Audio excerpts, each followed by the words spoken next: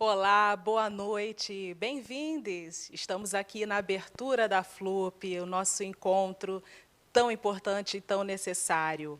Bom, essa não é somente a abertura da FLUP. Essa também não é a abertura de uma primeira mesa.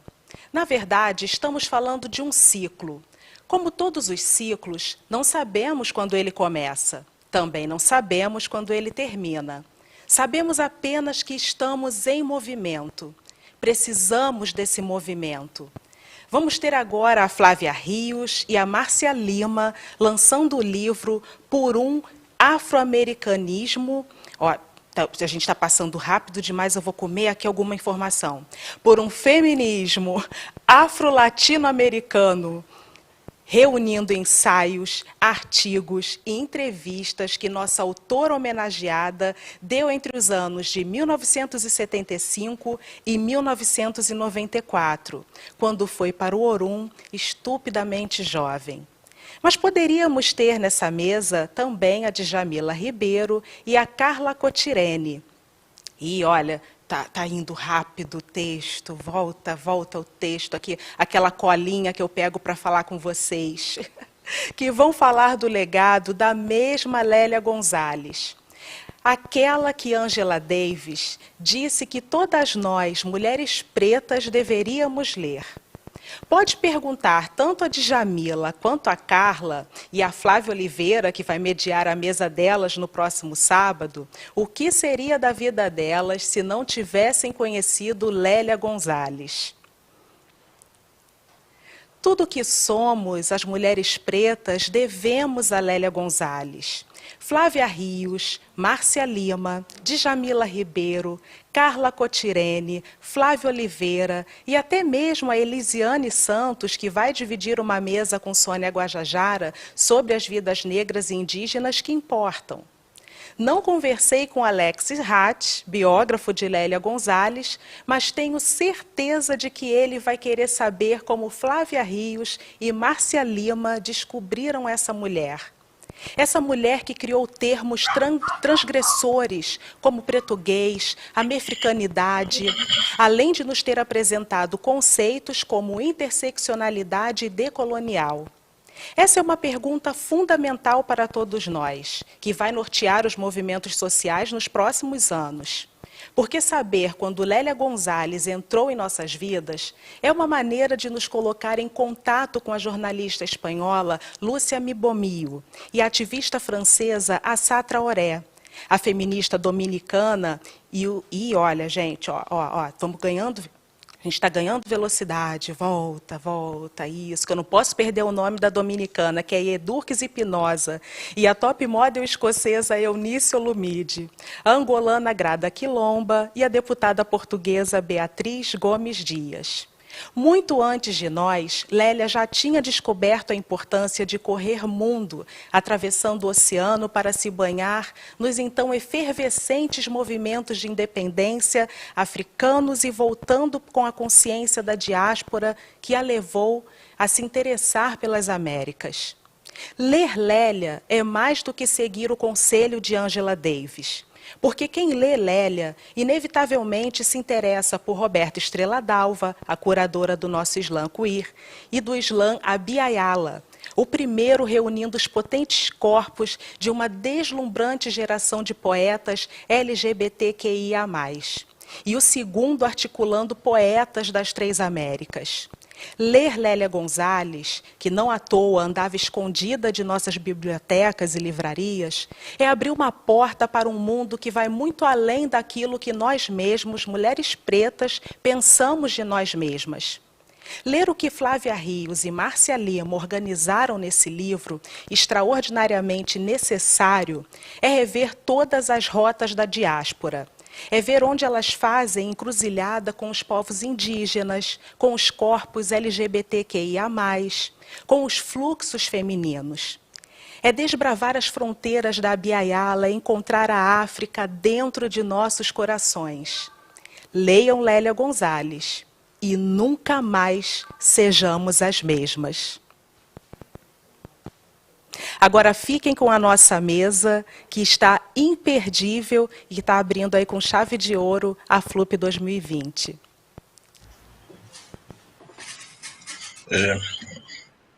Boa noite, eu sou Alex Hatz, sou antropólogo e geógrafo, professor da Universidade Federal de Goiás. Por alguma razão que está acima de mim, em volta de mim, trabalho com pensamento de Lélia há uns 15 anos, desde que a saudosa socióloga Luísa Barros me estimulou na Semana Lélia Gonzalez de 2004. E nesse percurso tenho encontrado pesquisadoras semelhantes como Flávia Rios e Márcia Lima, né? Respectivamente professoras da Federal Fluminense e da Universidade de São Paulo, estudiosas de relações raciais, do campo de gênero também, desigualdades, com quem nós conversaremos sobre um livro que muita gente esperava, e é um advento, né? Esse livro é um advento. Então, vamos começar. Márcia e Flávia, né? Seguindo o que Dani Bernardino sugeriu, com a bagagem que vocês tinham, os estudos que vocês já faziam, as leituras e pesquisas sobre Lélia Gonzalez, como foi a pesquisa para este livro?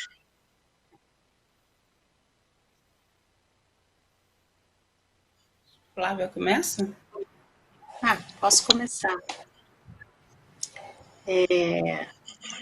Muito boa noite a todas as pessoas que estão aqui conosco no lançamento desse livro maravilhoso. Estou muito contente de ser uma das organizadoras, com Márcia Lima,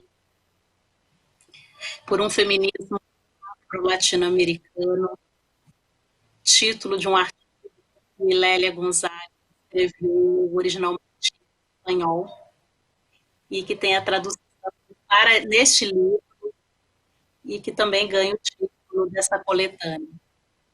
Então, a primeira coisa, Alex, sobre essa pergunta, sobre como alcancei Lélia, como ela nos alcançou em termos de ideias e produção, desde os inícios dos 2000, eu tenho trabalhado com detalhes, com o pensamento dela, com trajetória, fontes, os dados da trajetória dela, nas instituições familiares, nos arquivos públicos, mas a gente nunca teve a oportunidade de ter uma coletânea, um conjunto da obra da Lélia Gonzalez, distribuído aí no Brasil, nas livrarias, nos sites, nos espaços diversos, em que se pudesse comprar e localizar de conjunto, integralmente, essa produção. Então, eu penso, diferente da minha geração, que precisou coletar arquivos, ficar triste porque não conseguia o texto, saber que ela mesma fazia várias referências à produção, mas a gente não encontrava aquelas referências, as revistas estavam fora de circulação, ou porque elas já existiam mais. Então, para mim, foi uma alegria muito grande ter participado da construção dessa coletânea, nos escritos de Lélia Gonzalez, no livro dela. Nós somos apenas as organizadoras desse trabalho, e se antes o pensamento da Lélia Gonzalez já nos influenciava, agora, cada vez mais, porque nós temos oportunidade de ler a produção dela por temas, por cronologia, por tipo de produção. Então, eu acho que no passado já ajudava bastante o entendimento do Brasil, do feminismo, das democracias. Agora, de uma outra forma, num outro contexto, continuará influenciando. Muito obrigado, Flávia. Márcia? Bem, boa noite. Boa noite, Alex. Boa noite, Flávia, querida. Essa experiência de fazer esse livro virtualmente realmente é uma loucura. É muito poder te abraçar, Flávia, com você, Alex. Foi um momento muito difícil fazer isso dessa maneira, mas ao mesmo tempo muito emocionante. Bem, diferentemente de vocês dois, eu sempre persegui a obra da Lélia. Eu falo persegui mesmo justamente por essa dificuldade, né? Da gente buscar o trabalho da Lélia. Sempre foi muito difícil esse acesso, mas eu sempre li muito a Lélia pela perspectiva da mulher negra, né? Que é um tema que eu sempre trabalhei muito, com a perspectiva da desigualdade. E na organização desse livro com a Flávia, já tinha bastante acúmulo, né? Obviamente, ela fez a biografia dela. Eu fui me deparando com outras características da obra dela. Eu já tinha conhecimento, mas na hora que você mergulha como organizador do livro, é muito diferente. Como você vai nas fontes, você vai na biografia, você começa a entender o autor de uma outra perspectiva. Parece que você entra de uma maneira muito mais rica na produção intelectual do autor.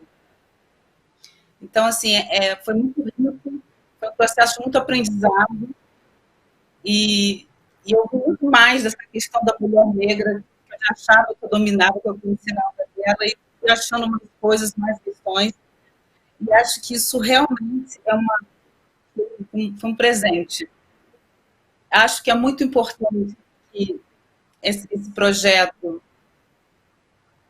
que dá a oportunidade de ampliar a visibilidade da obra dela. Eu acho que o movimento negro, as militares negras tiveram um papel muito importante em manter Lélia viva na mentalidade das pessoas, na produção intelectual das pessoas, para que existisse um livro que circulasse na estrada. E acho que é importante agora que as pessoas conheçam, nesse momento do Brasil, num momento tão difícil que a gente está vivendo, poder receber uma obra como essa, eu acho que traz realmente uma outra dimensão para o diálogo interseccional, para a ação do movimento negro brasileiro hoje. Eu acho que as palavras de Lélia sobre o papel do movimento negro, a relação do movimento negro com o movimento feminista, com as feministas negras, com as ativistas negras, eu acho que toda essa questão agora realmente vem num momento muito rico. Eu acho que é isso, é ampliar a escala da leitura, do entendimento e do conhecimento da obra da Lélia.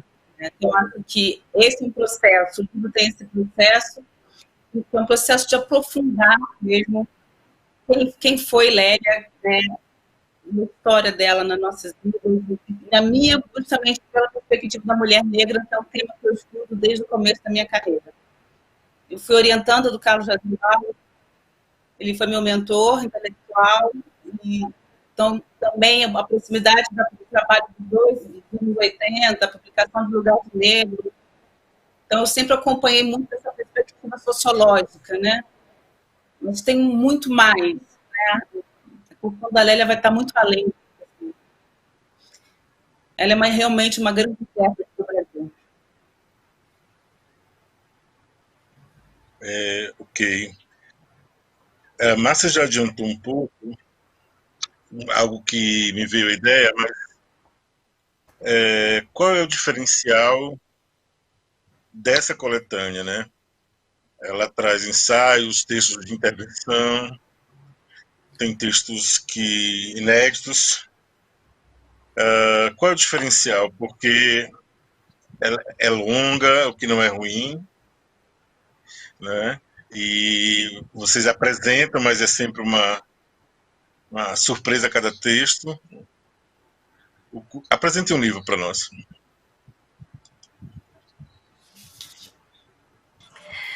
Alex,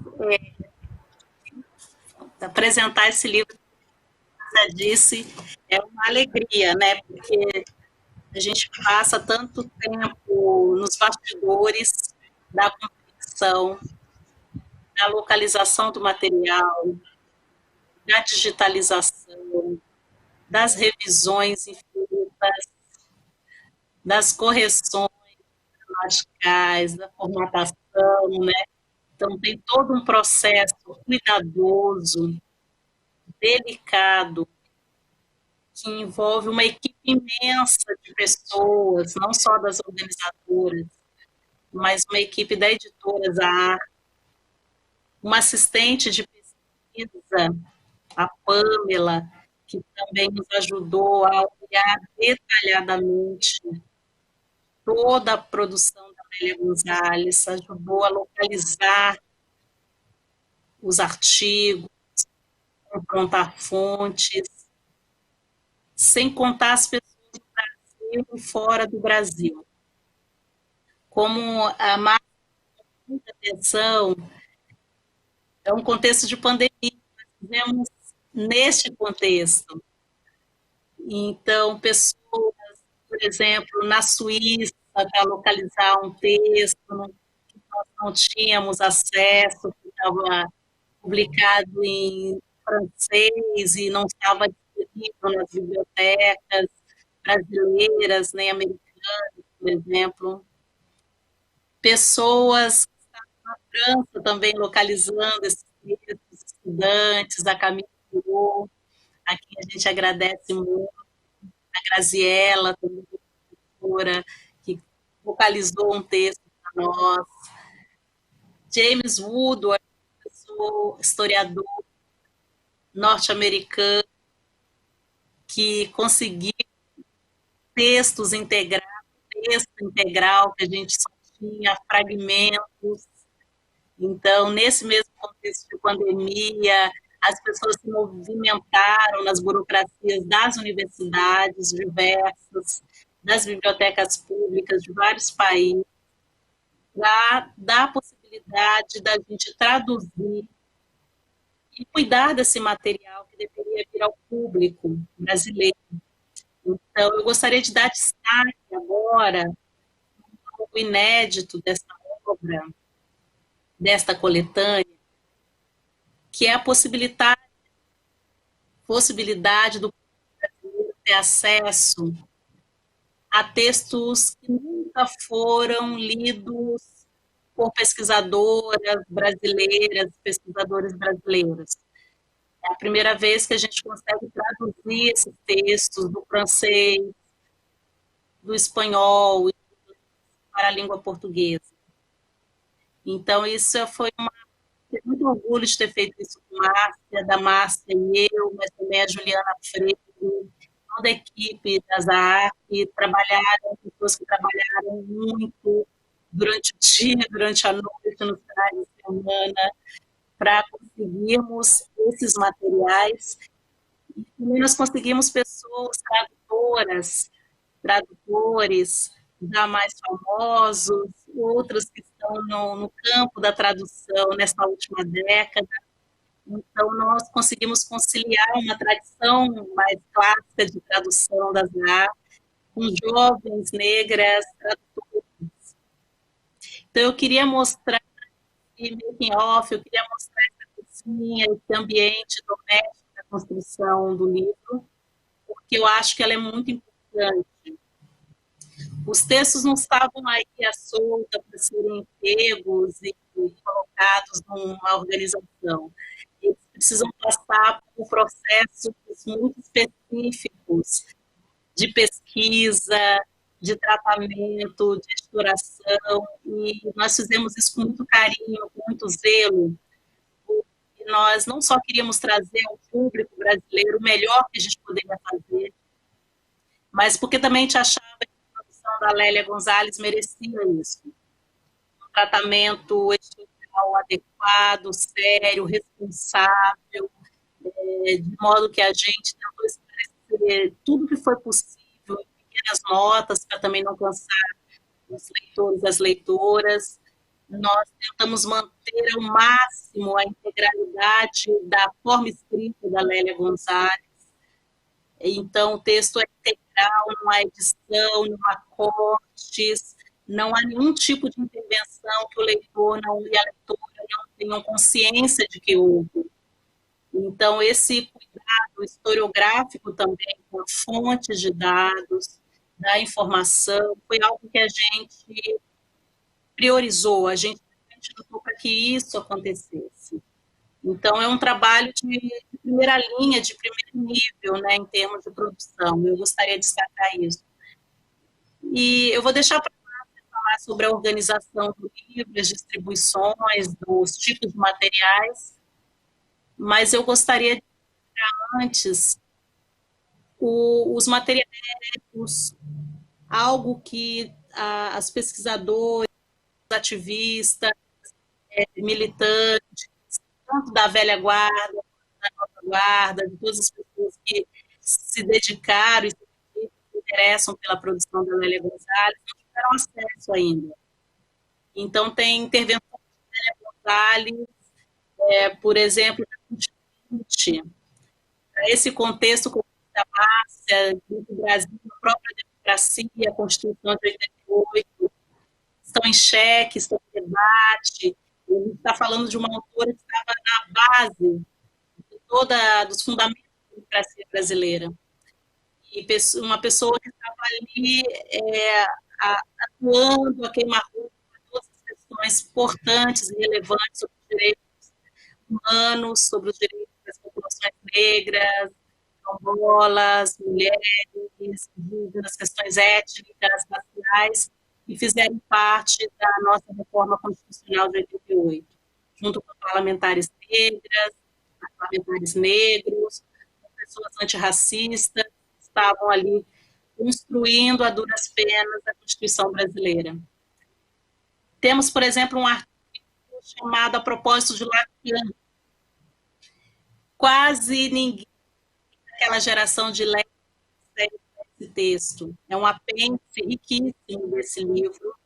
É um texto que mostra o estudo da Lélia Gonzalez acerca da produção do Lacan, a Lélia Gonzalez estudiosa do Lacan, uma Lélia Gonzalez aluna, mas também uma Lélia Gonzalez uma pensadora da psicanálise. Então, especialmente para a filosofia e psicanálise, é um prato cheio. Também para a história, pensamento científico, para os ativistas, que querem entender o modo como a psicanálise ingressou no pensamento da Lélia Gonzalez. Os textos que nós conhecemos, a psicanálise já está em operação. Neste texto, na verdade, há um estudo, há um jeito de tentar entender as categorias lacanianas e as possibilidades de interpretação a partir delas. Então, isso é só para mostrar umas questões que eu penso que são as pérolas desse livro. Márcia, com certeza, vai contar toda essa organização e a racionalidade e a emoção que nos levou a construir esse livro desse jeito e não de outro. Por que ele ficou assim? Bem, obrigada, Flávia. Quero reforçar aqui os agradecimentos das pessoas que a Flávia já fez, Pâmela, Ricardo, Juliana, família de Lélia. Realmente foi um processo muito rico e muito intenso. Bem, nós organizamos o livro em 3 partes, né? Ensaios, intervenções e diálogos. A gente tentou, nessas 3 partes, também organizá-los de forma cronológica, né? Conforme os livros foram publicados. Uma forma de você valorizar também, acho que como que o pensamento dela foi sendo construído. Acho que uma forma de mostrar um pouco isso. Na parte dos ensaios, ficaram os textos publicados mais em revistas acadêmicas, artigos fechados, concluídos, né? Na parte de intervenções, A participação, são artigos mais curtos, falas de palestras, né, participações em debates, onde a gente localizou também esse texto do discurso da Constituinte. E na parte do diálogo, por as entrevistas que a Lélia concedeu. Tem material muito interessante também. Então, cada uma dessas partes então, começa em 79, né? A parte de ensaios vai 79 a 85. A parte de intervenções vai... O primeiro artigo é de 79, o último é de 92, desculpa. E diálogos, que é 79, primeiro também, e o último é de 91. E, por fim, o apêndice, a proposta Lacan, que ficou como apêndice do livro, que realmente, como a Flávia falou, é uma discussão extremamente interessante.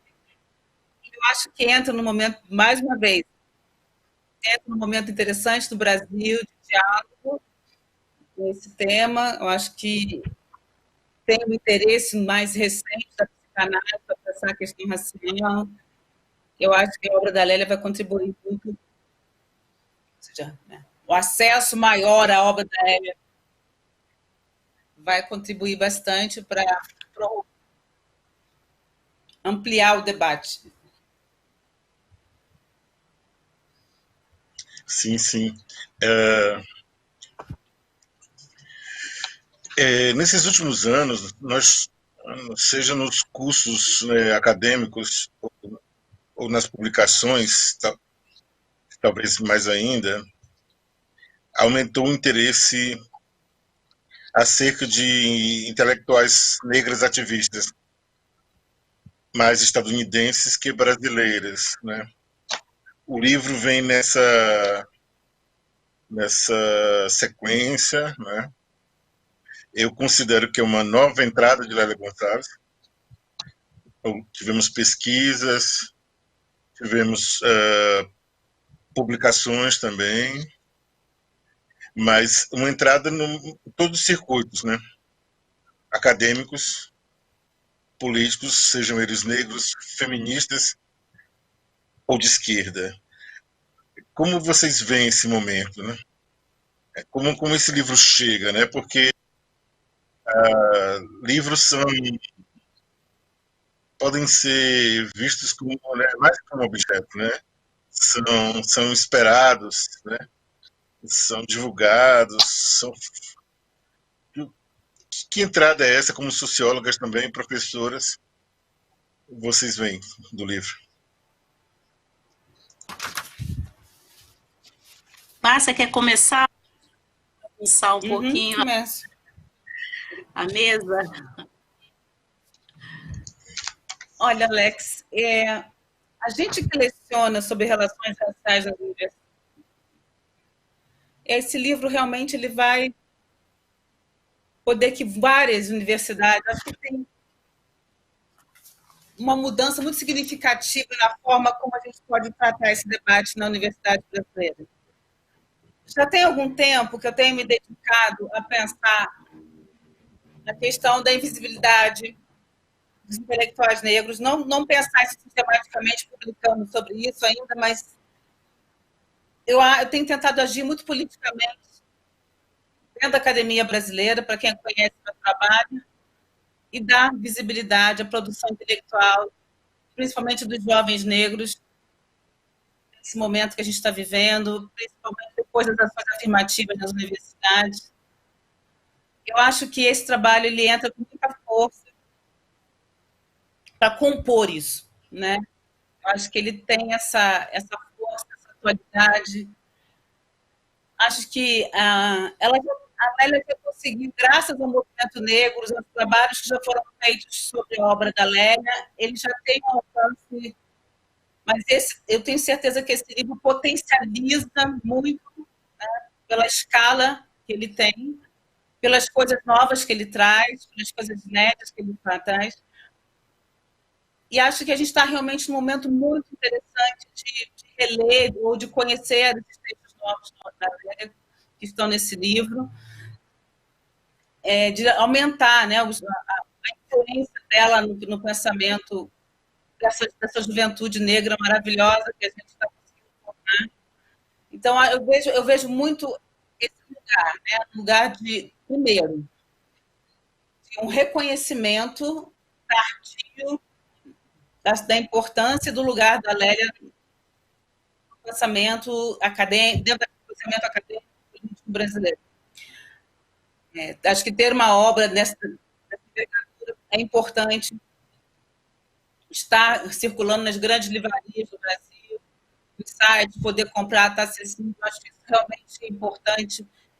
O tratamento que a gente deu, as fontes, as notas, tudo que a gente fez, as traduções que a gente fez, tudo isso dá realmente um tratamento especial. Demorou muito para isso acontecer. Então, acho que realmente isso eu vejo como um grande impacto desse trabalho. Ele vem no momento onde o feminismo negro brasileiro, né, as ativistas negras brasileiras estão agindo de maneira muito potente, muito forte. Por mais que tenha sido muito difícil, muito louco produzir esse livro durante uma pandemia, cara, reler todos esses textos da Lélia, falando da mulher negra, da mulher da dominação, da empregada doméstica, no meio dessa pandemia, onde as coisas também têm estudado muito a questão da pandemia, do emprego doméstico, é muito significativo, é muito simbólico esse sai desse contexto onde a desigualdade racial está tão justa, né? As mulheres negras estão sofrendo tanto as consequências dessa pandemia, tanto na esfera doméstica, quanto na esfera pública. Eu acho que realmente tem algo muito simbólico nesse sentido de livro chegar no momento onde essa reflexão sobre a desigualdade no Brasil ganhou e reverberou desse jeito. 2020 é um ano muito marcante das relações raciais do Brasil, o debate público do Brasil sobre a questão racial. Não acho que tem essa coisa de que a sociedade brasileira descobriu que é desigual em 2020, mas eu acho que tem uma especificidade e eu acho realmente simbólico e muito interessante que esse livro chegue justamente nesse momento. Um dos textos que a gente traduziu, que é o Movimento Unificado, o Movimento Negro... Desculpa, gente, que está um eco aqui, eu estou tentando... O Movimento Negro Unificado, a mobilização da política negra. Gente, ler esse texto nesse contexto da mobilização negra é maravilhoso, é fantástico. Dos desafios que ela coloca para essa agenda do movimento negro, no momento que ela escreveu, mas que a gente pode ler e refletir sobre isso, pensando justamente no que a gente está vivendo agora. Então, assim, realmente chega num momento que eu acho que chega tarde por alguns aspectos, pelo reconhecimento da importância dela como intelectual, de peso como intérprete do Brasil, mas chega num momento que simbolicamente é muito importante.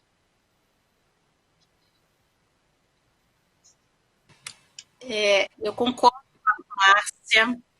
De fato, tem uma mudança muito expressiva nas universidades brasileiras, tem demandado questões diferentes do cânone estabelecido. E é interessante saber que nós temos aqui no país uma produção teórica que pode alimentar a geração que clama, que deseja, que quer se alimentar de fato de novas epistemologias, produções de mulheres, de racializados, aquilo que a literatura chama de global, né?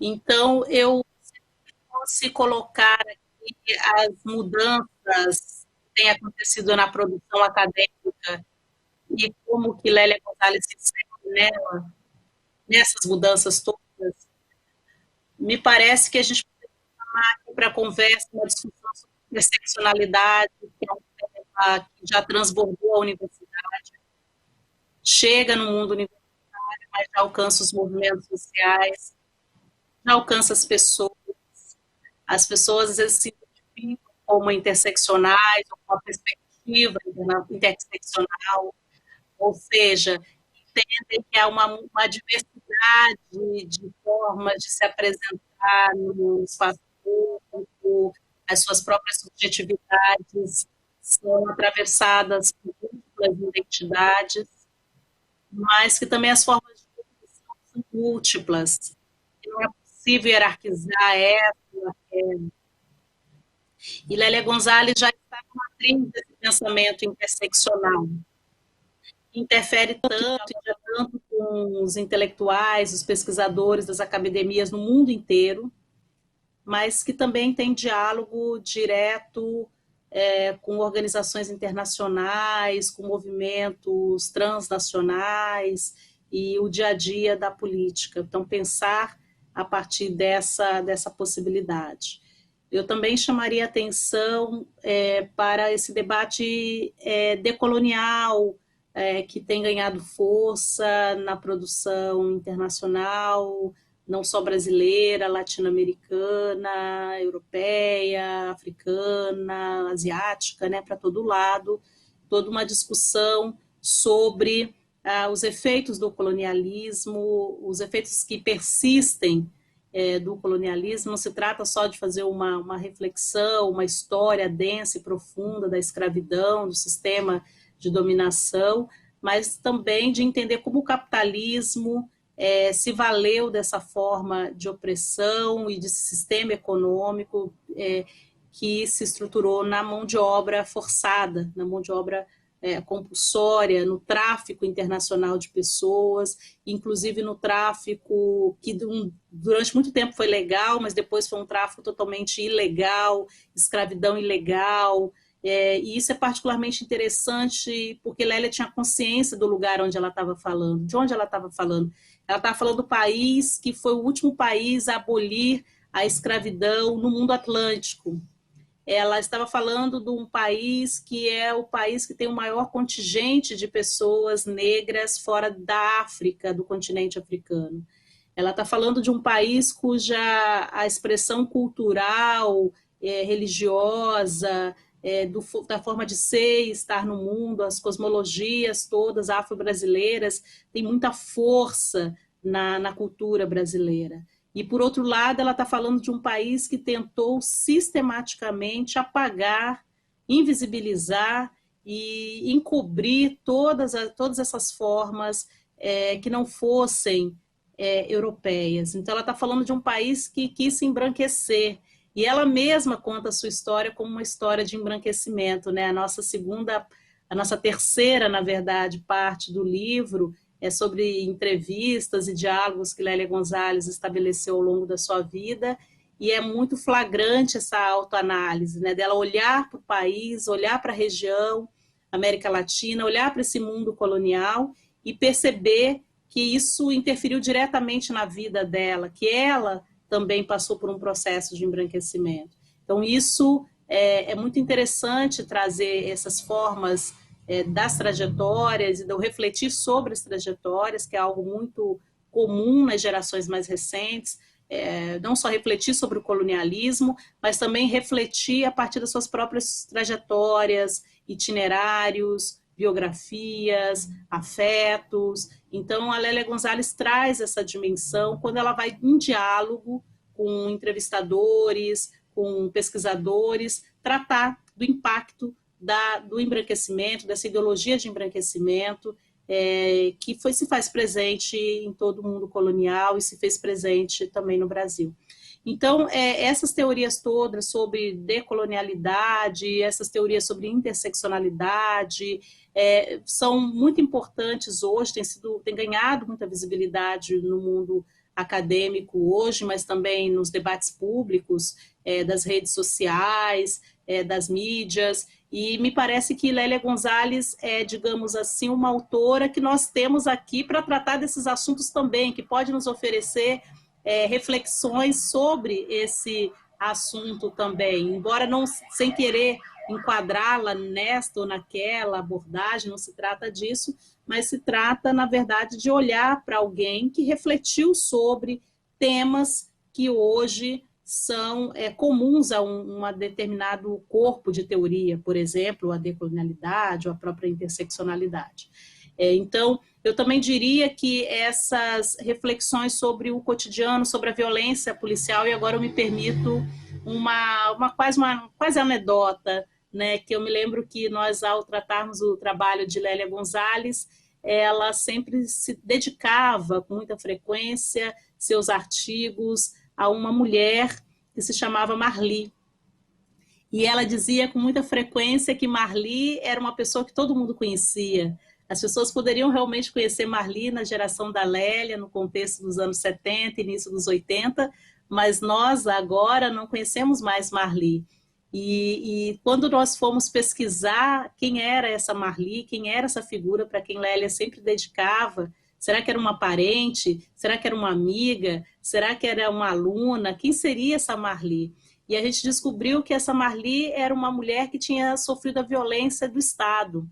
A gente descobriu que a Marli era uma mulher periférica que lutava contra o Estado porque este tinha exterminado um parente seu, uma figura da sua família. E ela se tornou algo que é muito comum hoje no Brasil, que são essas mães, essas mulheres que lutam contra a violência policial, pelo direito de enterrarem seus filhos, pelo direito de terem o reconhecimento de que aquelas mortes foram de fato realizadas pelo Estado, pelo direito de reconstruírem a história e a biografia dos seus filhos, que são detratadas, que são desfiguradas no litígio e nos debates, na construção jornalística, nos contextos das mortes, da violência de Estado, nas periferias, nas favelas, nos morros.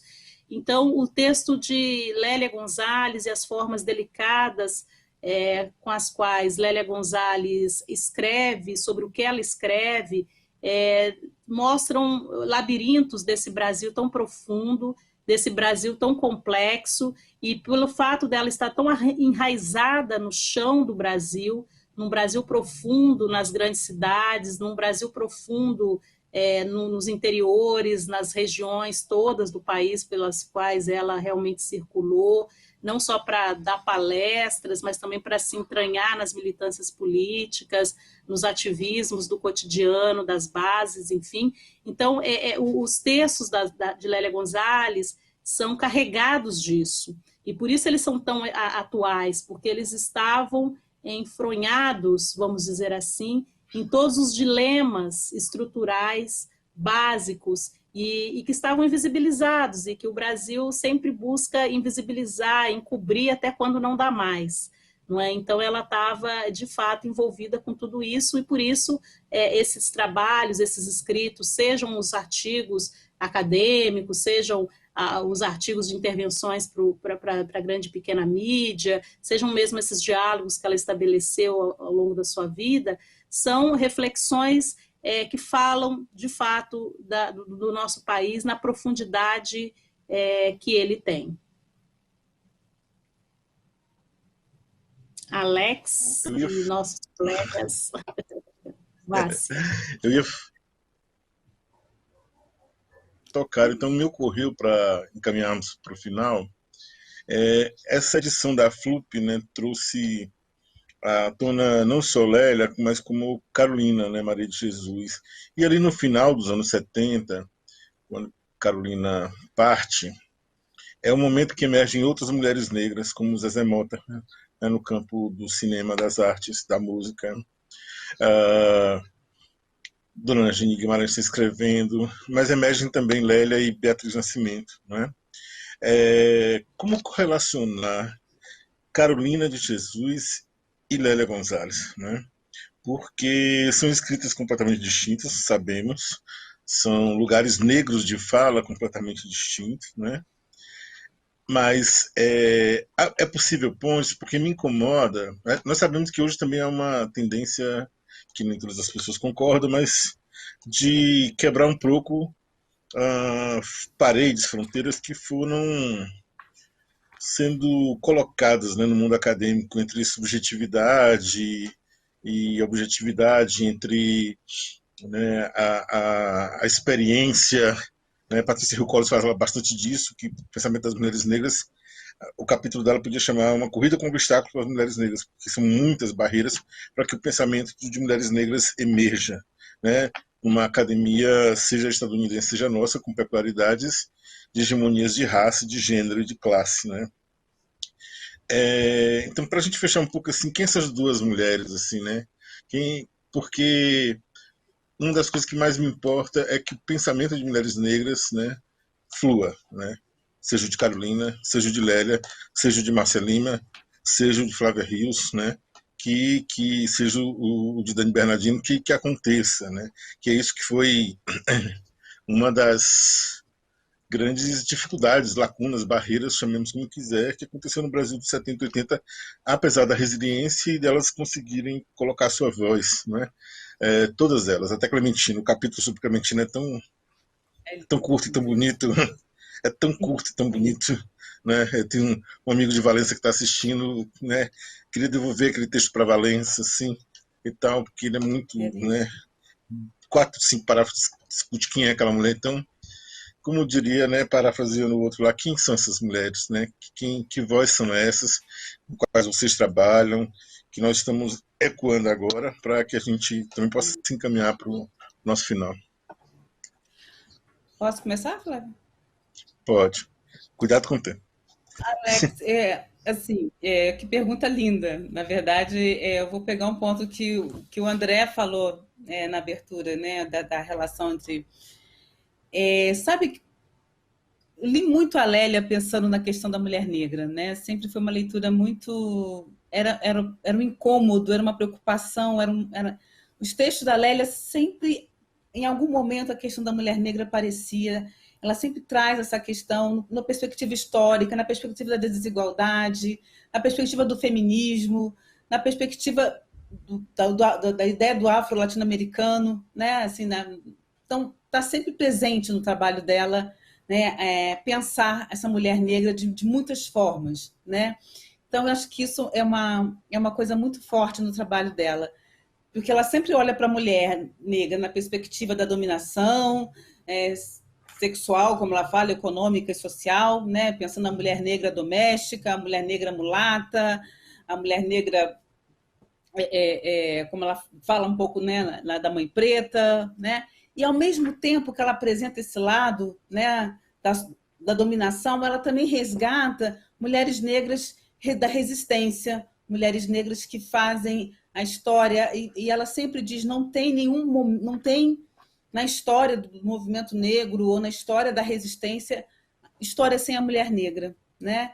Então, isso está sempre no trabalho dela, isso está sempre muito marcado.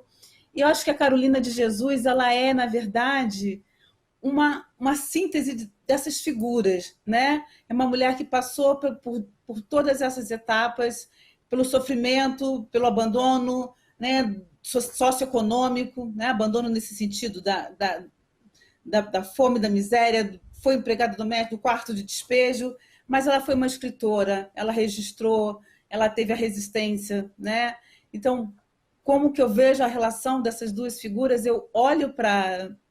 Quando você falou da Carolina de Jesus e quando eu penso na trajetória dela, eu penso ela como uma síntese dessa preocupação, dessa reflexão, da forma como a Lélia enxergava a mulher negra, tanto na sua potencialidade libertadora, de transformação, e toda a sua carga histórica também de dominação, né?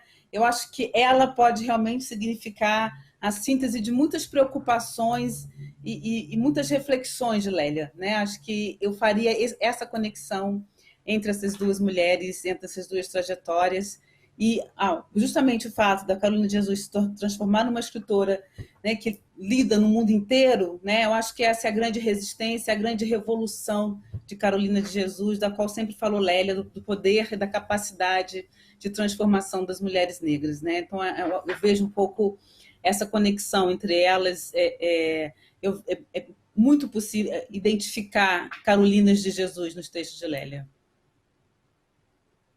Obrigado. Flávia? Eu vou pegar esse gancho da Márcia, que eu gostei muito da Márcia ter feito essa comparação, né, das possibilidades de aproximação entre Lélia Gonzalez, Carolina de Jesus. Nós podemos começar por uma aproximação básica também, complementando, né, juntando com o que a Márcia tão bem disse. As duas são mineiras, né? Uma vem de Sacramento, a outra vem de Belo Horizonte. As duas vêm de famílias muito pobres, não é? As duas são migrantes, né? Lélia Gonzalez sai com a família, vai para o Rio de Janeiro, né? A família toda para o Rio de Janeiro, vive em periferias, vive em favela, né? Na zona sul do Rio de Janeiro. Carolina de Jesus também, né? Sai, mas aí sozinha, uma migração sozinha de uma mulher que vai trabalhar como empregada doméstica, e nesse sentido as duas também têm isso em comum, que é a história de mulheres negras, né? Mulheres negras migrantes de origens populares, que tem história de escravidão entre os seus antepassados, provavelmente.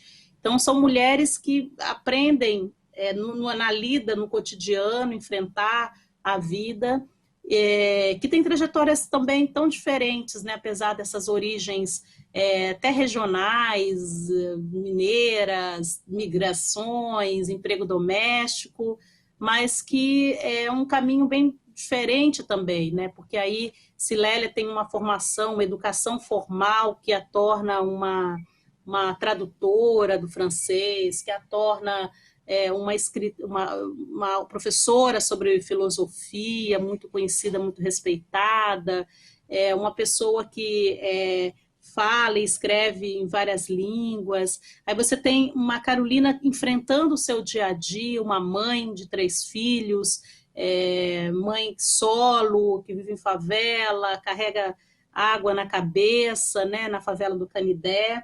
Então você tem também essa Carolina que desperta aí nos anos 60, com esse livro, com essa vontade dela de ser artista, né, que é uma característica flagrante da Carolina de Jesus, querer ser artista, ser descoberta pelo Adélio Dantas e ganhar as páginas dos jornais brasileiros, daí a pouco no mundo, na Alemanha, nos Estados Unidos, na América Latina, em países que ficavam da cortina do capitalismo, do comunismo, né, do socialismo, enfim, uma autora que rompe, quase como Anne Frank fez com seu diário, né? Talvez a única figura comparável aí à Carolina seja a Anne Frank, né, que são 2 autoras que escrevem em diários e escrevem sobre o avesso da modernidade, os dramas da modernidade, né?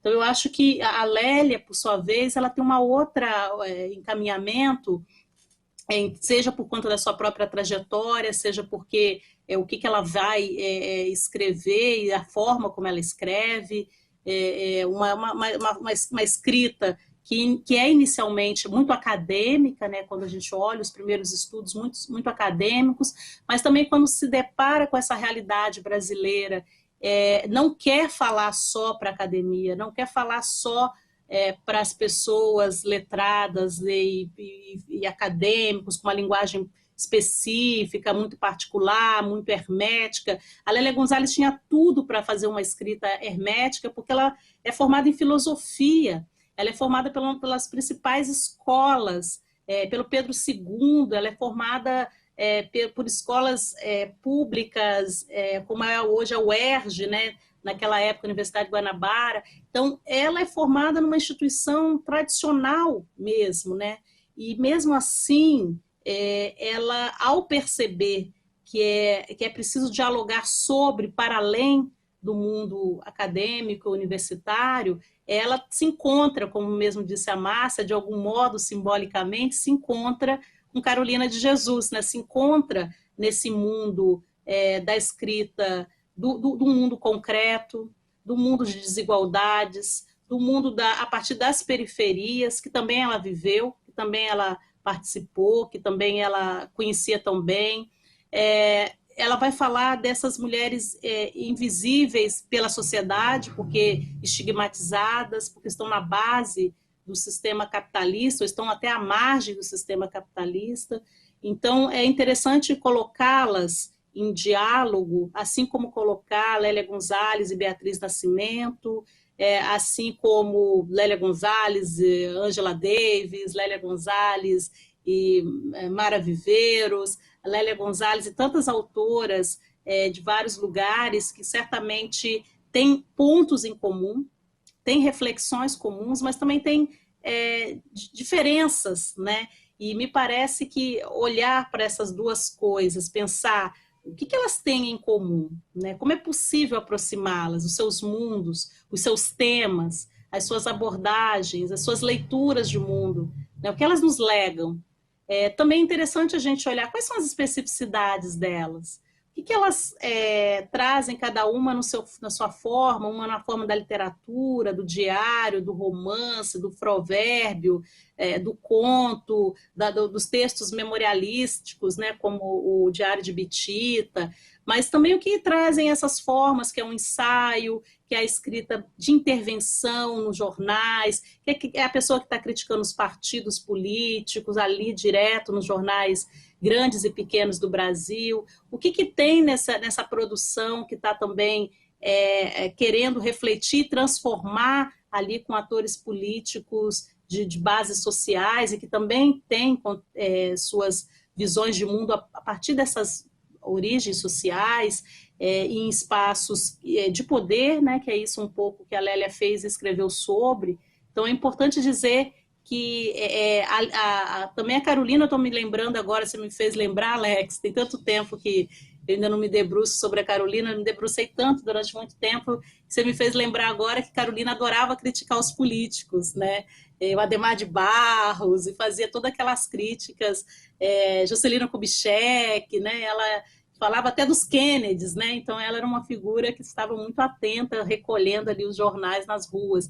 Então, essas pessoas estão falando, essas duas mulheres estão falando sobre política, né, da grande política, a política que interfere diretamente na vida das pessoas populares, das mulheres negras, das mulheres indígenas, das mulheres pobres, né, e da vida das pessoas que, de algum modo, não podem ou não puderam, até aquele período em que elas escreviam, alterar o ordenamento da política, né, alterar a realidade institucional nossa. Então, me parece que essas vozes, elas nas suas diferenças e nas suas semelhanças, elas trazem muito, né, para nós. Inclusive é importante dizer que elas estão sendo recuperadas, cada um no seu tempo, né? A Carolina foi recuperada, tem ganhado mais visibilidade, pelo menos, se eu não me engano, pelo menos desde o cinquentenário do Quarto de Despejo. Então aí já tem um tempo mais longo até do que, digamos assim, o alcance mais abrangente que a Lélia passou a ter, um pouquinho mais a partir talvez de 2012, 2015, quando ela começa a ganhar mais força, entre outros segmentos com os quais ela já dialogava no passado, mas que tinham se esquecido, entre aspas, de Lélia Gonzalez, por exemplo, o feminismo, né? O feminismo mais tradicional do Brasil. Então, eu penso que as duas são, digamos assim, figuras que podem falar com um público muito diverso, né? Elas têm coisas a dizer para públicos muito diversos, né? Desde um estudante de escola básica, do ensino fundamental, do ensino médio, até pessoas nas universidades, né? Ambas são estudadas em universidades americanas, até a Carolina ainda mais, porque data da sua internacionalização dos anos 60, não é? Então, eu acho que você tem toda a razão, Alex, e também a FLUP, em trazer essas duas grandes mulheres, essas duas grandes referências brasileiras para o centro do debate. Obrigado. Nós temos ainda mais tempo. Nosso público aqui é o mais variado possível, que é maravilhoso. Mas eu vou fazer uma pergunta dentro do nosso campo aqui das ciências sociais. Eu lembrei que ano passado, né, no Sebrap Afro, vocês receberam Patricia Hill Collins, né? E alguém falou assim, a primeira vez que uma socióloga negra estrangeira vem ao Brasil. Nós estamos nessa, sempre marcando, né, o fato inaugural, que é importante para a pessoa e para nós, mas diz muito das instituições, né, da recusa, diz muito da demora das instituições, né? E, e ainda há muitos caminhos aí de tradução, né? Eu sinto pouca referência das estadunidenses para as nossas, né? Também vice-versa e tal. Mas vocês provavelmente não tiveram professoras negras, né, na formação de vocês. Como é que está tendo essas figuras profissionais, estudiosas do mesmo campo, entendeu? Ela, para além do ícone, né, são ícones, não há dúvida, né, nós celebramos, mas como é isso, né? Porque eu tinha um referencial distante na geografia, que era Milton Santos, depois fui compreender o Milton Santos, trouxe as temáticas raciais ali nos anos 90 na USP, e isso era muito reverberador, né? Tanto que eu posso escrever sobre isso, orientar sobre isso, falar sobre isso. Foi um portal, assim, quando o Milton Santos começou a falar de uma outra forma e mais pública dessas temáticas, né? Quando eu fazia arquitetura, não tinha, né? Nem sei se tem algumas pessoas, mas não com a projeção, né, devida e tal, né? Como é que é isso, né, de sociólogas negras, né? Nós temos um movimento que hoje tem historiadores negros, geografias negras, né, antropólogos negros e negros. O que é essa movimentação para vocês e ter Patrícia Hill Collins e Lélia Gonzalez? Você quer começar, Flávia? Eu começo. Pode falar, Márcia, pode seguir. Até porque eu sou mais velha que Flávia, né? Acho que assim, nossas experiências são um pouco diferentes, né? Bem, eu acho, Alex, assim, eu não sei se eu falo como aluna ou como professora. Eu vou começar como aluna, então, né? Que eu acho que na minha trajetória de formação, eu nem diria na minha formação intelectual, mas acho que antes disso, né, referência negra na minha formação, assim, ao vivo mesmo, né, eu não tive, né? A gente mulheres negras na minha formação, mesmo só bibliografia, mesmo assim, né, nessa busca que realmente sempre foi muito difícil. O que fez diferença na minha formação realmente foi o Carlos Rasenbalg e o contato com o Centro de Estudos Afroasiáticos no Rio de Janeiro, onde eu me formei, né? E isso mudou totalmente a minha trajetória intelectual, profissional e política ao longo do tempo. Por isso, quando eu criei o Afro Sebrap, eu tenho uma expectativa de fazer desse espaço um espaço de formação intelectual também, né, de produzir para que jovens graduandos eles possam ter o contato com pesquisadores negros, né, como Flávia, Matheus, entre outros, Paulo, essa geração de pesquisadores que a gente está colocando no Sebrap hoje, para que tenha essa referência, né? Eu acho que isso é uma coisa que faz muita diferença, porque eu vejo também como que os alunos da USP me têm como uma referência importante na vida e na formação deles, e como eu vejo a Flávia se construindo também, né, na UF como uma referência importante na trajetória desses alunos, né? Eu acho que isso faz muita diferença. É uma geração, né, que está agora vivenciando alunos que vieram para a universidade, assim, ampliou muito, né, a participação de jovens negras e negros na universidade. Então, acho que isso muda toda a dinâmica da universidade, embora a universidade ainda não tenha se dado conta disso, né? Tanto a estrutura universitária quanto a estrutura do corpo docente, muitas das vezes, acha que é apenas a reserva, que é a questão da reserva de vagas, que é a entrada, mas a dinâmica institucional é muito frágil para lidar com essa transformação. E eu vejo que a transformação está vindo pelos próprios jovens, né, que estão querendo ler Lélia Gonzalez, né, que estão querendo ter mais professores negros, estão querendo construir esse diálogo, né. Então, eu acho que nós é que estamos construindo essa história, sabe? Eu acho que foi quando a gente recebeu a Patrícia, foi muito interessante ver lá aquele auditório da USP, gente saindo pela janela, assim, sabe? A Patrícia foi muito bem recebida no Brasil, assim como a Angela Davis. Mas, gente, o livro da Angela Davis, Mulheres de Raça e Classe, levou o quê? 30, 40 anos para ser traduzido, né? Isso é uma coisa muito louca, né? Que na verdade só está acontecendo agora, né?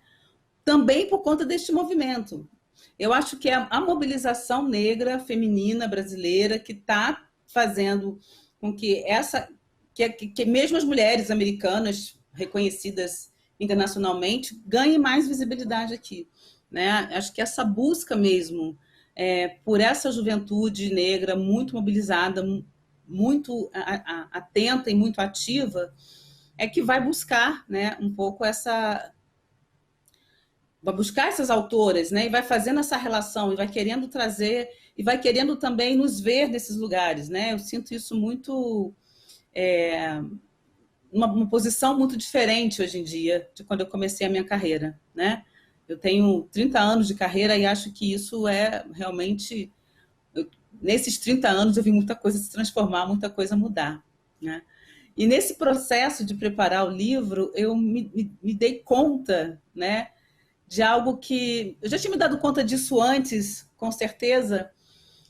Quanto mais eu fui conhecendo o trabalho da Lélia, me dei conta disso. Quando eu li o livro de vocês, eu me dei mais conta disso ainda, mas meu primeiro trabalho como professora universitária foi na PUC, do Rio de Janeiro, no departamento de Sociologia, e eu ingressei na PUC um ano depois do falecimento da Lélia. E eu demorei muito a me dar conta disso, né? Eu demorei muito a me dar conta de como que provavelmente foi mais fácil para mim ter sido uma professora negra naquele departamento depois dela. E a gente vai abrindo, né? As coisas vão chegando, vão acontecendo, e quando a gente vai ver, a gente está com muita luta, com muita transformação. Acho que existe uma juventude muito, muito viva, muito interessada, né? Que vai manter esse espaço, e a gente ainda tem muitos, muitos percalços, né? A questão dos docentes na universidade é muito difícil, a questão da pesquisa, né? Eu acho que a questão da visibilidade dos autores negros, que a gente está conseguindo um pouquinho de espaço agora, né? E esse pouquinho de espaço tem incomodado tanto, tanto, né? Mas eu acho que a gente está começando, né? Eu lembro, a Lélia diz uma coisa que eu acho muito bonita, né? Que é, para você se engajar numa luta, né? Você tem que saber quem você é e o que você deseja, né? E eu acho que é isso que essa juventude está buscando, saber quem eles são e o que eles desejam, né? Eu acredito muito que eles estão no caminho certo. Eu acho que nós, mulheres negras, intelectuais, professoras, que tivemos uma outra formação, que não tivemos oportunidade de ter professoras negras dialogando com eles, professores negros, eu acho que a gente tem uma missão, né, de manter esse trabalho, de criar essa possibilidade de diálogo, tanto no campo da docência, né, de levar esses autores, mas eu não acho que seja uma tarefa só nossa, né? Eu acho que isso é um problema também na perspectiva universitária, de achar que professores negros têm que dar autores negros, e estudar isso é uma coisa que tem que mudar um pouco essa perspectiva, né? Eu repito, a Lélia é uma autora do pensamento social brasileiro, mas as coisas estão começando a caminhar, né? O que a gente tem que ter agora é um momento muito difícil para a gente não retroceder, né? A gente está vivendo um momento muito difícil no Brasil, e por isso que eu repito, lançar esse livro em 2020 é muito simbólico. Márcia. Sim. De fato, esse fechamento que a Márcia colocou, né, o simbolismo de fecharmos uma segunda década, né, do século XXI, e termos aqui essa coletânea, né, com essa capa. Eu estou sempre fazendo propaganda, porque de fato, não é só porque é o lançamento do livro, é porque de fato eu tenho muito orgulho de ter compartilhado com a Márcia essa história, com a Zahá e também com toda a equipe, né, que trabalhou para que esse livro saísse esse ano, né, ainda nesse ano. Nesse período todo, várias pessoas nos convidaram para falar sobre vários aspectos da Lélia González, em diversos lugares do Brasil, do norte ao sul do país, né? Tem, por exemplo, agenda para 2021 já de conversas em pequenos grupos de estudos, em reuniões mais abrangentes, pessoas querendo saber como que tipo de crítica Lélia Gonzalez faz à sociologia brasileira, ao pensamento social brasileiro. Pessoas, outro dia eu me meti num grupo de psicanalistas que queriam, que já tinham feito leituras de Lélia Gonzalez e queriam conhecer mais o conjunto da sua obra, pessoas da filosofia, né, também que têm olhado com cuidado as categorias que a Lélia Gonzalez desenvolveu, e especialmente a forma como ela elabora a ideia de lugar, um termo tão útil e bastante usado contemporaneamente na literatura feminista, no feminismo negro. É um termo que ela usava num sentido muito peculiar, e não é à toa que ela, em 2 livros, a ideia de o lugar do negro e o lugar da mulher, né? Então são 2 livros em que ela escreve e reflete sobre. Ela é uma autora.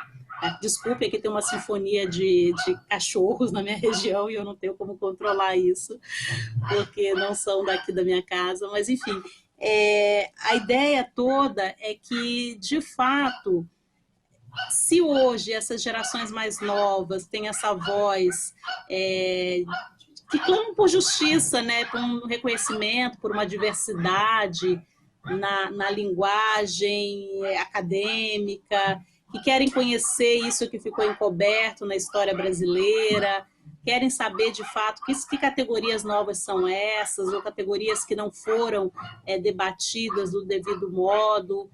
Que interpretações Lélia Gonzalez tem sobre o capitalismo brasileiro, que interpretações ela tem sobre a colonialidade, o colonialismo, que interpretações elas têm sobre democracia, que interpretações ela tem sobre o feminismo, que interpretações ela tem sobre o contexto da escravidão, sobre as agências coletivas, sobre os estereótipos, né?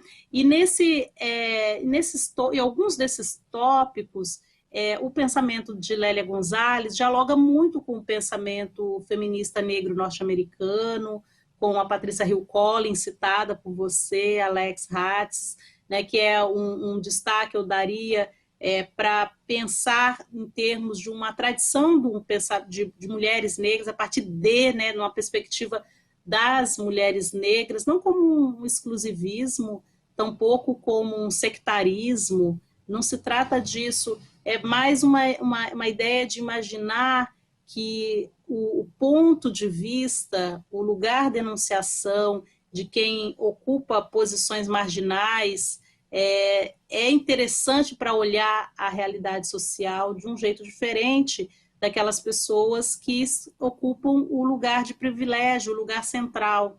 Então, qual é a diferença entre você estar numa posição marginal numa conversação, ou como ela introduz naquele racismo e sexismo na cultura brasileira, com uma alegoria, né, não posso dizer, uma figura de linguagem interessantíssima de uma jovem que entra num espaço, que é um lançamento de um livro sobre, provavelmente sobre a história dela, da sua comunidade. Ela não tem lugar para sentar, né? E a ideia é que as pessoas ficassem, se acalmassem, entendessem que quem tinha que falar eram as pessoas brancas, porque, afinal de contas, elas que tinham estudado sobre a história negra, e elas sabiam mais, entre aspas, o entendimento, né, do que as próprias pessoas negras sobre elas mesmas, né? Então, ela começa isso do lugar das mulheres negras, ou lugar de qualquer pessoa ou grupo social que fica numa posição marginal, estruturalmente marginal numa dada sociedade. É desse lugar que é importante olhar a estrutura social, a dinâmica da sociedade, as representações culturais, por que essas pessoas estão nesses lugares, o que elas têm a dizer sobre esses lugares. Então, são perguntas assim que a Lélia Gonzalez faz, que a Patrícia Hill Collins também tem no seu referencial, de pensar que um conhecimento ele precisa estar intrinsecamente ligado à realidade, no sentido não só de interpretar a realidade, mas de transformar a realidade. Então, pensamento é ação. Então, são formas de articulação do feminismo negro, na forma como o feminismo negro também se projeta no mundo, que poderia ter aproximações com o marxismo, mas que vai além, porque leva em consideração de uma forma muito crítica as formas racializadas com que os grupos são construídos em sociedades que passaram por sobre a escravidão, né? Vivenciar a experiência da história profunda da escravidão, da subjugação, desses estereótipos que são duradouros na história desses grupos. Então, a Gonzalez tem essas reflexões que, de fato, nós podemos aproximar o pensamento dela ao pensamento de várias autoras, que não só do feminismo americano, mas também latino-americano, e também de autoras africanas, que a Lélia lia bastante. E é nesse ponto que eu gostaria até de destacar a riqueza do pensamento da Gonzalez em relação até outras autoras norte-americanas, que apesar de terem suas posições estratégicas no mundo do norte global, a Lélia Gonzalez, mesmo não estando nesta posição, ela teve uma inteligência, uma capacidade muito interessante de dialogar com a produção de diferentes regiões do planeta.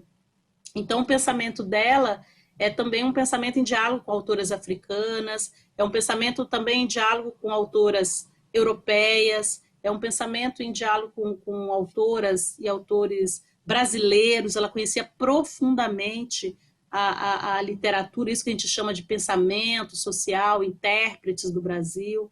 Ela conhecia profundamente a filosofia ocidental, conhecia profundamente os principais autores da psicanálise, né? Freud, Lacan.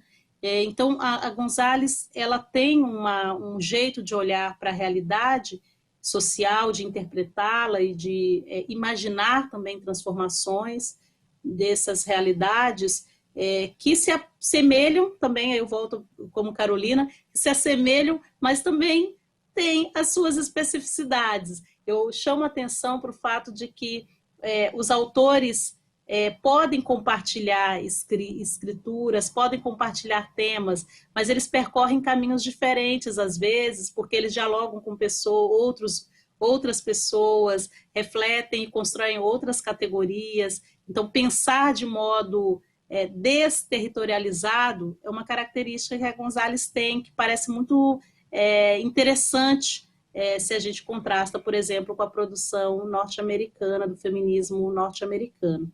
E você me perguntou, na verdade, sobre influências de intelectuais, e eu fiz esse caminho, essa volta toda, que eu sou uma apaixonada pelo pensamento da Lélia Gonzalez. Toda vez que eu tenho oportunidade de falar, parece que eu fico falando sem parar, mas, de fato, a Márcia me contemplou muito quando ela disse que, embora a gente não tivesse tido, eu vi a Márcia chegando na Universidade de São Paulo, mas eu já estava na pós-graduação, já era uma outra experiência, mas eu, como professora, me espantou, eu confesso que me espantou, eu não estava preparada para, o Jorginho participando da live, eu não estava preparada para uma recepção como aquelas que os estudantes fizeram em várias universidades pelas quais eu passei.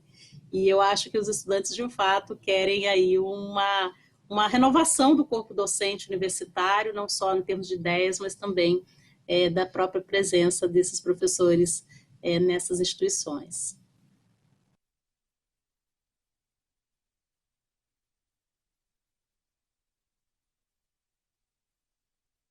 Nós, de fato, terminarmos e chamarmos a Dani Bernardino, né? Quando Lélia e Beatriz Nascimento partem, é um momento que há por várias razões, outras coisas tomam forma, né? O movimento, as danças demandas, ano de 95, e a ausência, a presença de Lélia está garantida entre nós, né? Assim, pelos afetos, né? Pela família, né? Aí, as falas de Rubens e Melina, pelas mulheres negras, pelas militâncias, pelos novos estudantes, mas falta o corpo, né? E era tudo muito corpóreo, né? Era tudo muito, né? De falar, de alterar a voz, de modular o cabelo, né? Então isso está de alguma forma, né? Não no passado, mas está no seu devido tempo e espaço, né? E é um exercício de imaginação. Eu sempre imagino Lélia presente, né? Porque seria de fato outro advento, né? Seria muito aquela forma de falar. Eu não vejo muito paralelos. Eu não gosto de caracterizar nenhum intelectual como tão único que não tenha comparações, né? Que retire do campo social, da estrutura, intelectuais que fizeram os movimentos e o movimento as fizeram, né? O movimento negro, o movimento feminista tem isso, né? Mas parece que de fato tem algo. Também não gosto da ideia de atualizar, mas tem algo em Lélia Gonzalez, né? Que tem algo em Carolina, como nós já falamos, que perdura, né? É o racismo, a combinação dos sistemas interligados de opressão, que é de muito longa duração e muito forte. É isso, ou é isso e mais algo, né? Que é esse algo que estava nelas, né? E que nos atrai hoje, né? Me fiz compreensível. Eu acho que o que nos atrai hoje são as perguntas, né? A gente sempre. Eu acho que uma coisa que nós temos que nos colocar é que pessoas que fazem boas perguntas, elas, de fato, elas têm essa capacidade de levar a outras gerações esses questionamentos, porque nós estamos sempre nos perguntando sobre algo. Né? E há perguntas no pensamento da Lélia Gonzalez que são extremamente atuais. Por que os grupos internalizam a dominação? Não é? Como eles internalizam e reproduzem a dominação? São perguntas que centrais para todos os grupos, todos os intelectuais, ativistas, pessoas que querem transformar o mundo, elas têm que se perguntar por que um operário ou uma pessoa que nem chega a ser um operário, numa condição precária, internaliza a representação do grupo dominante, da classe dominante, quer se parecer com. Por que às vezes as mulheres internalizam as representações masculinas, né, e reproduzem o machismo também? Por que os negros também internalizam as representações dominantes, às vezes reproduzindo, mesmo gerando desigualdades, gerando prejuízos para si próprios, né? Então, essas perguntas sobre a internalização, perguntas que a Gonzalez compartilhou com Frantz Fanon e compartilhou com tantos autores que quiseram entender sobre a internalização da dominação, não só nas mentalidades, mas também no corpo, né? Ela viveu essa experiência de negar a sua origem, de negar a sua cultura, de querer ser, né, branca, de estar no mundo dos brancos e querer se aproximar desse mundo, negando-se, né? Não se trata de querer uma separação entre as pessoas, mas exatamente de querer se assemelhar fisicamente, esteticamente, culturalmente, para ser aceita, né? Então, esse processo de assimilação social e que envolve a negação é uma pergunta que ela faz e que eu acho que persiste. Outras perguntas que ela faz e que são tão caras a toda as gerações revolucionárias do mundo, como transformar tudo isso, como alterar essa realidade social, como tornar o mundo melhor, né? Então, ela faz essas perguntas, quais são as bases para transformar esse mundo, né? Quem são as porta-vozes, quem pode apresentar narrativas, interpretações do mundo alternativas àquelas que são dominantes. Então, o olhar da Gonzalez para as histórias ameríndias, as histórias ame-africanas, para as histórias dos grupos subordinados, ladinos, né, como ela vai chamar, de uma mestiçagem que se deu antes mesmo da chegada às Américas, já na Península Ibérica, com mouros, judeus e portugueses, espanhóis, etc.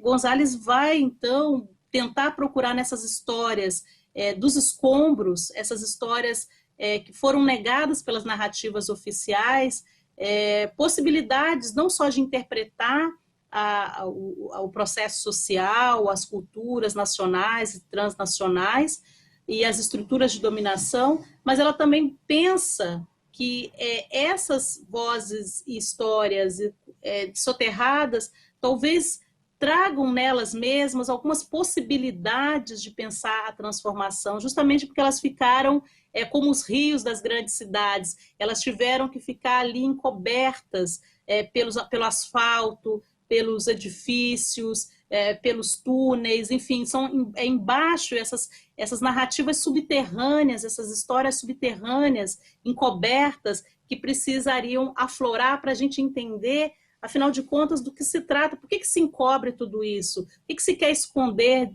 por que se quer esconder essas pessoas, essas histórias, essas culturas, né?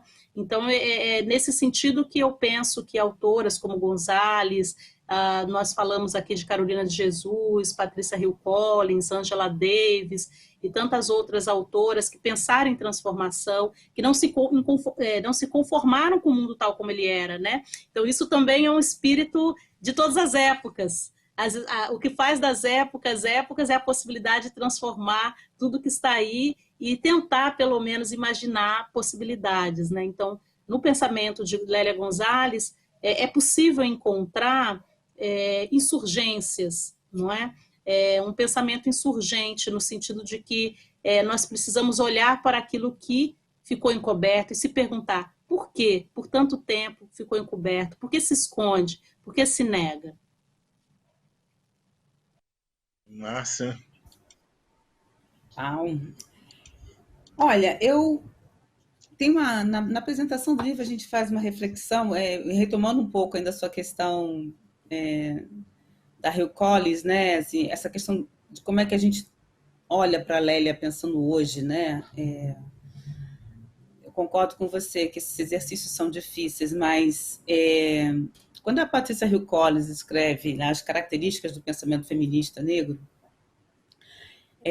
eu relendo esse texto dela e lendo Lélia, a gente vê como que a Lélia foi pioneira, né? Assim, acho que Flávia tem razão quando ela fala da Lélia muito além, né, da caixinha brasileira ou americana, que as americanas leem muito si mesmas, né? Então, assim, a Lélia foi para fora, né? Ela tem essa perspectiva muito mais internacional.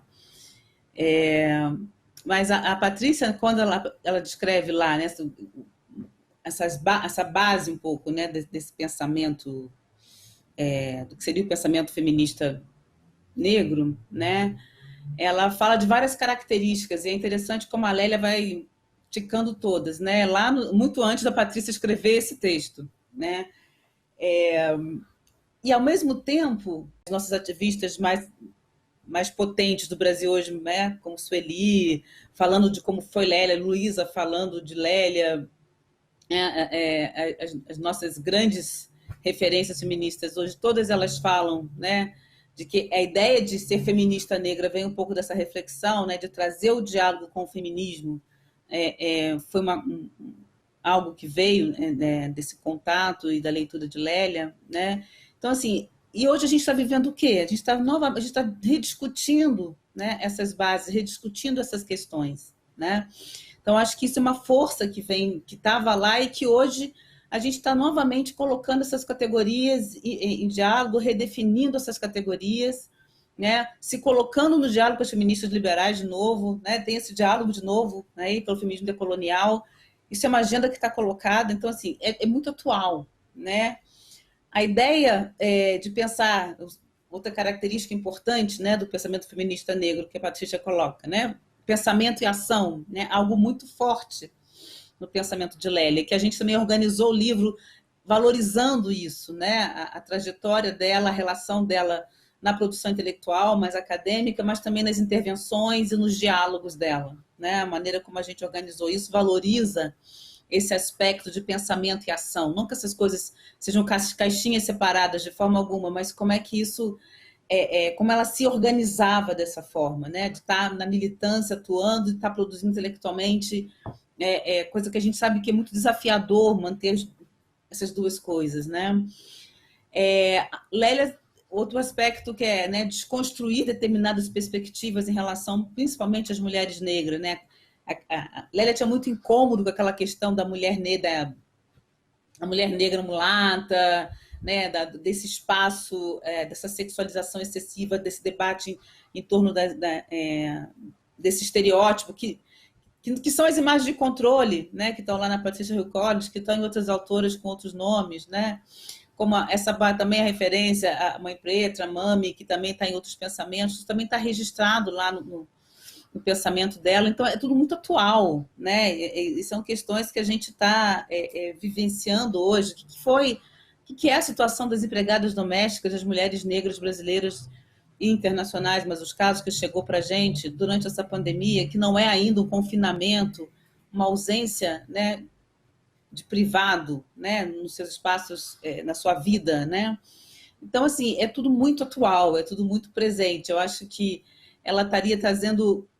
Acho que as perguntas de Lélia ainda são muito válidas para pensar a realidade brasileira hoje, né? Eu acho que ela se mantém muito viva por isso, né? E também do ponto de vista político, né? As perguntas que ela colocava para o movimento, que ela colocava para a participação política, também são muito fortes, né? A ideia de redefinir pensamento e prática feminista como uma coisa muito importante. Criar categorias de pensamento, né? Algo que é muito forte no pensamento dela, né? Criar categorias, criar conceitos, são coisas que também são muito atuais na forma de pensar e que estavam lá e continuam sendo muito fortes até hoje, né? Coisas que Lélia falava que hoje seriam, que ainda são questões no debate da política, do movimento negro, a questão das candidaturas negras, a questão de como participar de partidos políticos, mas, ao mesmo tempo, manter a autonomia do movimento, mas, ao mesmo tempo, disputar espaços institucionais. São questões, né, que assim, estão muito presentes, estão muito atuais. Ela organiza o pensamento dela de uma maneira que, toda vez que eu leio, releio, eu fico impressionada como a gente pode usar todo esse livro, toda a obra dela para ler o que nós estamos vivendo hoje, né? Se isso não é um clássico, eu não sei como a gente define um clássico, né? Acho que é muito forte as questões que ela coloca, e isso é justamente pela refinamento intelectual que ela tinha, né? O que ela leu, o que ela circulou, uma pessoa que circulou muito, tanto quanto intelectual, viajando, né? Mas também como militante. Ela conheceu muito o Brasil, ela conheceu muitas pessoas, muitos militantes, ela circulava muito, então ela estava em muitos lugares. Então, acho que tudo... ela realmente ela instituiu, ela construiu de forma muito, muito importante o pensamento feminista negro brasileiro, definitivamente.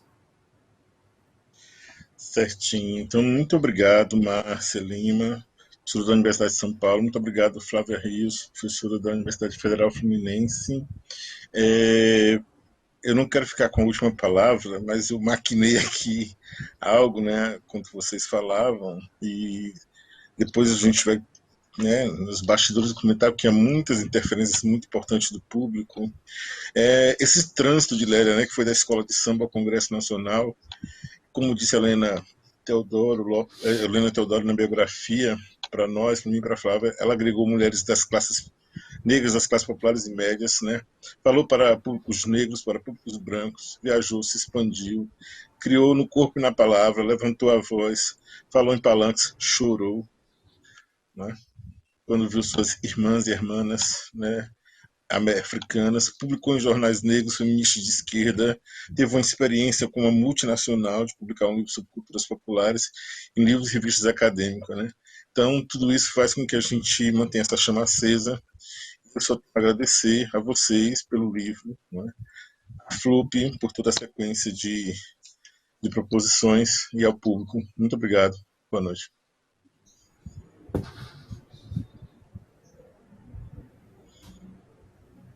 Amigos, Alex, Márcia, Flávia, nós agradecemos imensamente essa mesa, mas eu tenho que falar uma coisa. Pessoal, o filho da Flávia, ele foi o ponto altíssimo nessa mesa. Eu dancei Macarena aqui com ele no estúdio, enquanto ele apareceu ali dançando. Quando você tirou a câmera, cortou, subiu até a cartela aqui dos nossos patrocinadores, dos apoiadores, uma maravilha. Já quero convidá-lo, tá, para a FLUP, para ele estar aqui com a gente. Foi uma delícia a participação dele, Flávia. Pode, nas próximas lives, convida teu filho. Como é que é o nome dele? É Jorge. Jorge, um beijo para você, Jorge. Você é incrível. A gente dançou com você aqui, mas olha, Ele arrasou. Arrasou, né? Eu acho que foi um ponto de leveza dentro de um assunto denso, né? De um assunto de extrema importância. Então, a gente agradece ao Jorge por trazer essa vírgula dentro de um texto tão importante, tão consistente que vocês trouxeram para a gente. A gente também aproveita para já agradecer a quem está acompanhando. A gente sabe que esse formato do novo normal, gente, ficar na frente do celular, do computador, da TV, assistindo aqui, né, as mesas, as falas, que requer um esforço tremendo da nossa atenção, mas está valendo a pena, gente, porque essa FLUP, olha, eu sou suspeita para falar, mas o negócio veio para arrebentar mesmo, é brabo, né, desse jeito. É tão brabo que eu já tenho aqui, inclusive, o resultado de um sorteio que, aliás, vai acontecer todos os dias. Ó, galera, fiquem ligados aí nas nossas redes sociais. Todos os dias vai rolar sorteio. Então, o de hoje, para o livro Por um Feminismo Afro-Latino-Americano, foi lá no Instagram que a gente lançou essa promoção. Nós temos aqui 3 ganhadores. É @VickyRégia, @Abramovic44 e @GleiceCMG. Parabéns, hein, galera? Olha, deixaram o pessoal que não ganhou com inveja, mas essa turma também vai participar do sorteio de amanhã. Gente, para fechar aqui a nossa noite de estreia, de gala, em que eu agora estou mais leve, sem ficar olhando o teleprompter, com texto, falando aqui livremente para vocês, a gente tem um momento com um vídeo da família de Lélia Gonzalez, que vai aí fazer um brinde para a gente nessa noite. Ah, gente, estão soprando aqui no meu ouvido que eu não formalizei meu agradecimento à turma da mesa, gente, aos nossos convidados. Um beijo para todos vocês. É que eu fiquei tão focada no Jorge, tão maravilhoso, sabe? Que o agradecimento ao Jorge se estende a todos vocês, tá bom? Ele foi o representante da nossa mesa. Um beijo, meus queridos. Muito obrigada mais uma vez. Obrigado. Obrigada, Lélia. Tchau, tchau. Obrigada, Flávia. Obrigado. Um beijo, queridos. Bom, seguindo aqui o fluxo da nossa abertura, nós temos o vídeo da família de Lélia Gonzalez, aquele vídeo para aquecer o coração, e logo em seguida a gente tem a apresentação de um filme que a gente já apresentou na FLUP do ano passado, mas que é tão importante, tão fundamental, que a gente está trazendo ele para essa abertura. É o Quadro Negro. Esse filme é da Silvana Bahia, da Sil, que eu estou morrendo de saudade dela, do Bruno F. Duarte, outro querido irmão, com a direção de produção da Érica Cândido e a realização da FLUP. Eu sou suspeita porque sou educadora, então o Quadro Negro fala muito ao meu coração e eu tenho certeza que vai falar também ao coração de vocês. Então, gente, família da Lélia Gonzalez, seguida do filme Quadro Negro, e o meu beijo para todos vocês. Amanhã tem mais, hein, gente? Beijo. Tchau, tchau.